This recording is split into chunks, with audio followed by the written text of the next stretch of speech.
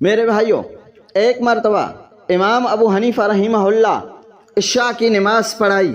عشاء کی نماز پڑھانے کے بعد لوگوں نے وتر ادا کیے، سنت ادا کیے، نفل ادا کیے۔ اپنی ترتیب کے مطابق ساری سنتیں وتر وغیرہ پڑھ کے گھر چلے گئے۔ مؤذن بیٹھا ہوا تھا کہ امام صاحب کے ساتھ میں گھر جاؤں گا، لیکن امام صاحب نے اپنی ترتیب کے مطابق نفل شروع کر دیا۔ امام صاحب نے فَمَن يَعْمَلْ مِثْقَالَ ذَرَّةٍ خَيْرًا يَرَهُ وَمَن يَعْمَلْ مِثْقَالَ ذَرَّةٍ شَرًّا يَرَهُ، اس آیت کو بار بار پڑھ رہے تھے۔ مؤذن انتظار میں بیٹھا ہوا تھا کہ امام صاحب نماز کو پورا کرے تو میں امام صاحب کے ساتھ جاؤں گا، لیکن قسم خدا کی مؤذن نے دیکھا کہ امام صاحب نے نماز کو لمبا کر دیا ہے۔ امام صاحب نے نماز کو لمبا کر دیا ہے۔ مؤذن گھر چلا گیا۔ صبح اذان کے لیے جب مسجد میں آیا، امام صاحب نے اس مؤذن کی آواز سنی، اس کے پاؤں کی کھٹکھٹاہٹ کی آواز سنی۔ امام صاحب نے جلدی نماز کو پورا کر دیا۔ امام ابو حنیفہ رحمہ اللہ نے اس سے پوچھا کیوں آئے ہو، خیر تو ہے؟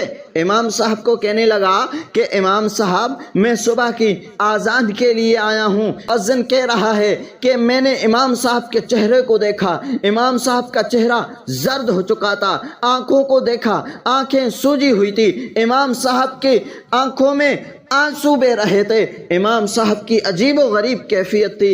امام صاحب سے میں نے پوچھا خیر تو ہے؟ امام صاحب نے کہا کہ فَمَن يَعْمَلْ مِثْقَالَ ذَرَّةٍ خَيْرًا يَرَهُ وَمَن يَعْمَلْ مِثْقَالَ ذَرَّةٍ شَرًّا يَرَهُ، اگر کسی نے ایک نیکی کی ہوگی دنیا کے اندر، قیامت کے دن یہ نیکی بھی اس کے سامنے رکھی جائے گی۔ اگر کسی نے ایک گناہ کیا ہوگا دنیا کے اندر، یہ اس کا ایک گناہ بھی قیامت کے دن اس کے سامنے رکھا جائے گا۔